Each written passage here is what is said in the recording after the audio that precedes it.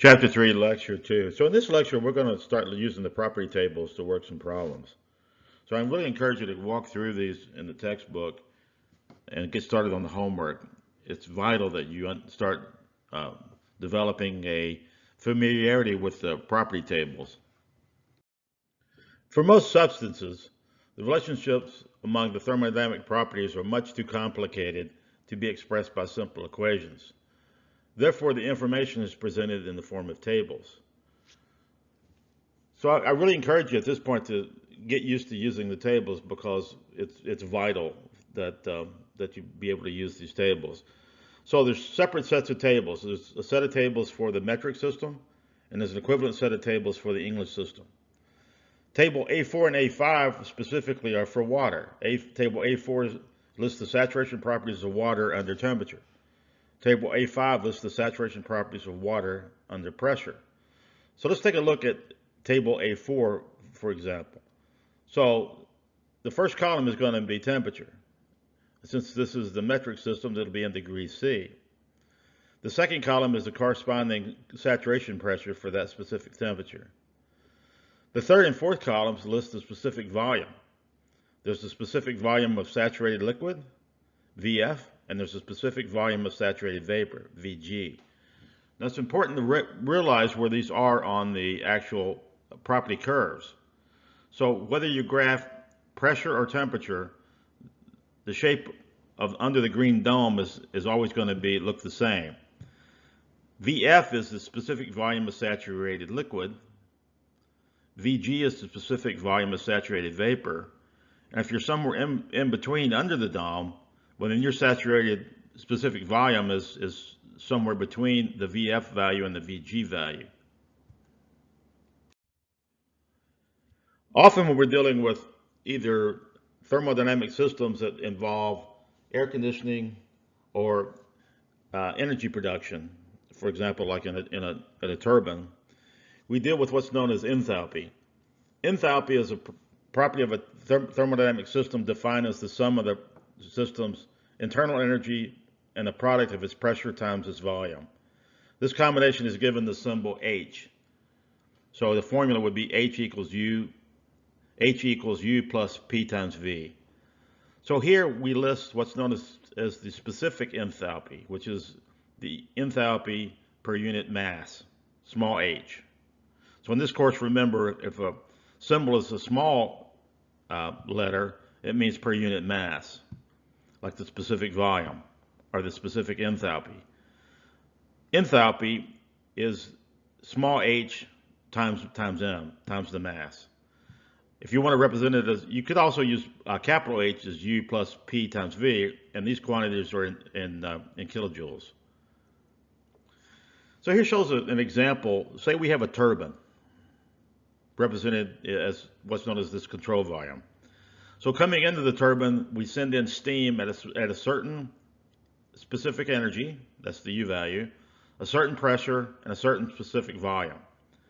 Once the turbine extracts the energy from the steam, the resultant output of the turbine has a different specific energy, a different pressure, and a different specific volume. So instead of having to look up all these quantities, that's what's nice about enthalpy, is that enthalpy is listed in the table. Makes it much more convenient for us to use. Here's an example of table A4. This is I didn't, obviously this table goes on for some more temperatures than what I've listed. But here you can see, for example, table A4 lists the starting point is temperature. So once you find your temperature that your water is at, you can run across and you can find the saturation pressure, the saturation specific volume for saturated liquid, saturated vapor. This also lists the internal energy, so you can find the internal energy values, use of F, use of G. He also gives us this nice quantity U, what's known as the F of G values. UF of G is the difference between UG and UF. So here's the enthalpy. We talked about the enthalpy, same kind of thing. You got HF, HG, and you got a column for HFG, which is the difference between HG and HF. There's also a list what's known as the entropy. We'll get to the entropy later on in future lectures. but there's a column for SF, SG, and the difference between SG and SF. Now notice here he doesn't list a separate column for VGF or VFG, I'm sorry. So you'll have to actually subtract these values to get the VGF value. Here's a similar table. This is table A5. And so A5 would be list the saturation properties of water under pressure. So the table looks similar, except obviously the first column is the pressure now. And then you have the corresponding saturation temperature for that pressure. But you see specific volume, internal energy, enthalpy, and entropy are all listed again. So let's take a look at the problem. A rigid tank contains 50 kilograms of saturated liquid water at 90 degrees C. Determine the pressure in the tank and the volume of the tank. So first, two things to notice. First of all, it says it's a rigid tank. So what does that mean for the volume? If it's rigid, it means that the volume is going to be constant. He also gives us the mass. It's 50 kilograms. He tells us that it's saturated liquid water at 90 degrees C. So where is that on the curve?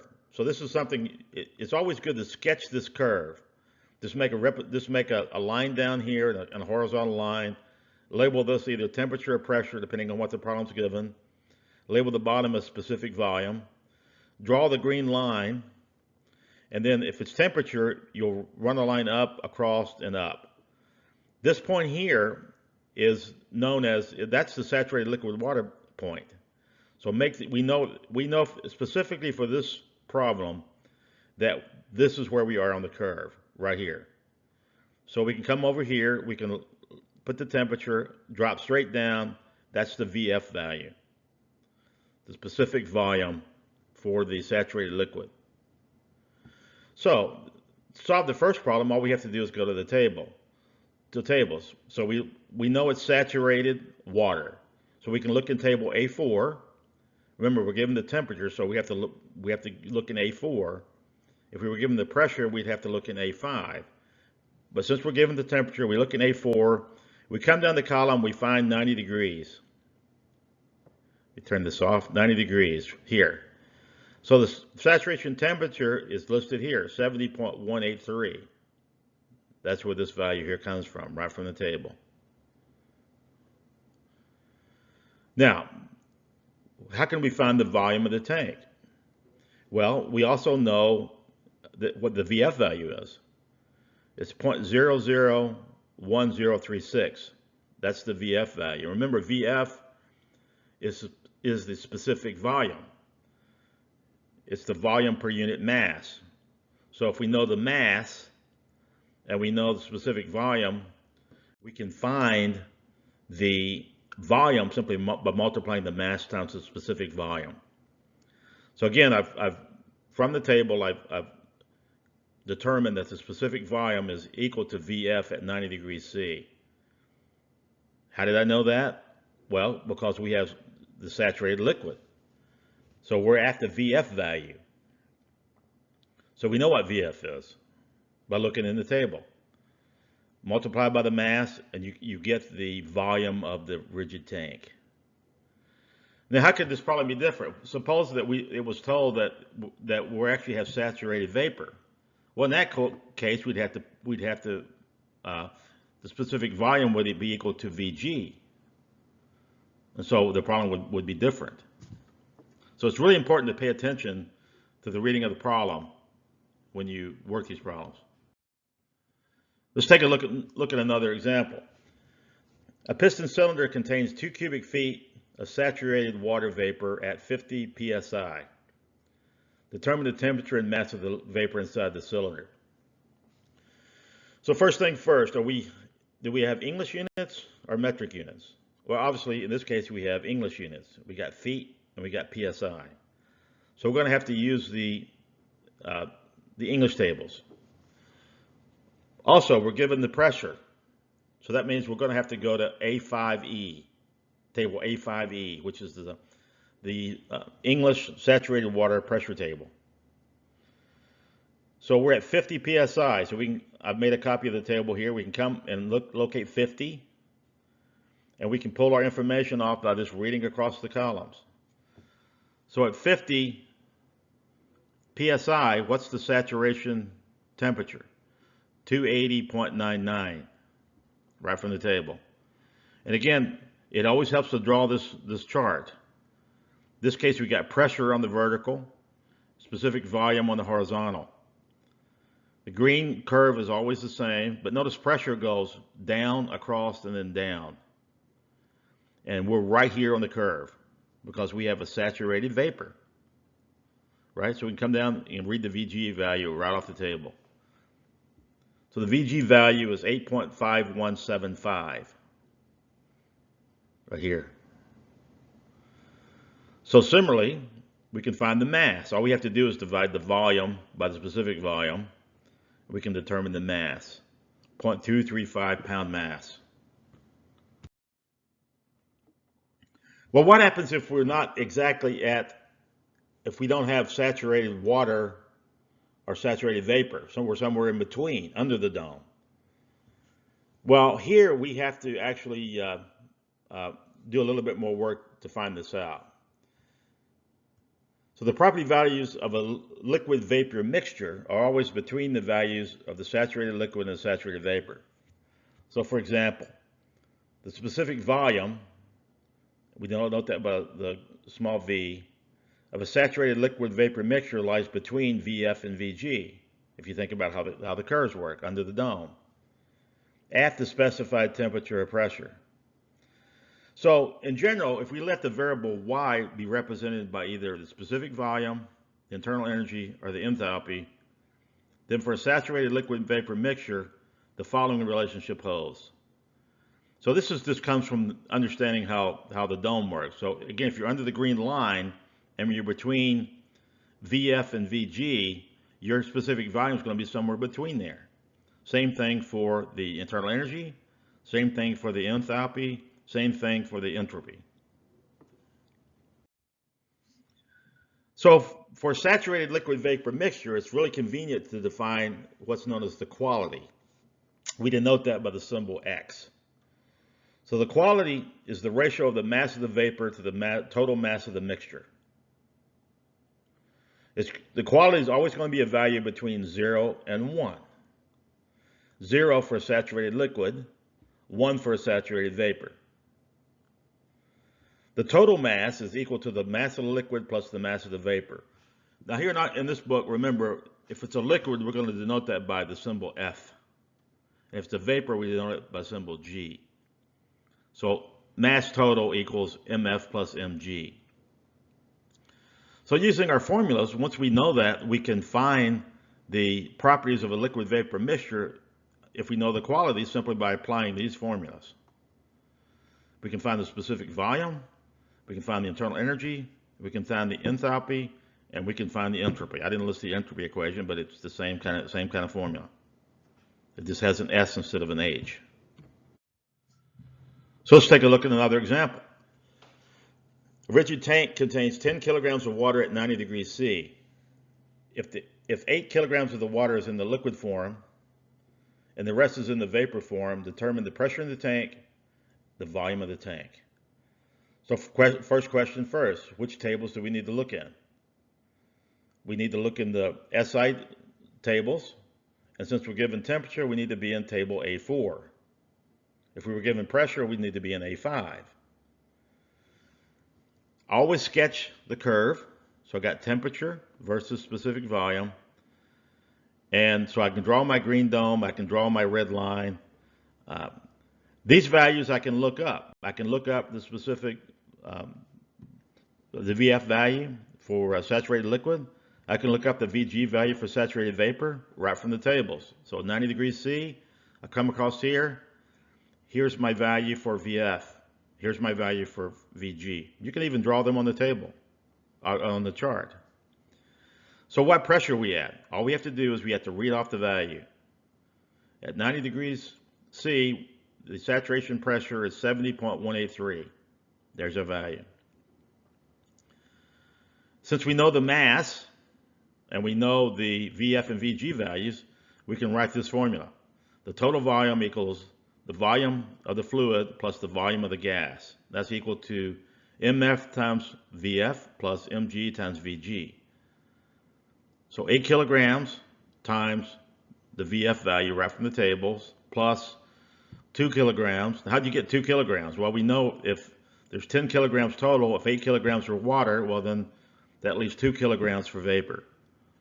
So the mass of the vapor times the VG value. So our total volume is given by 4.73.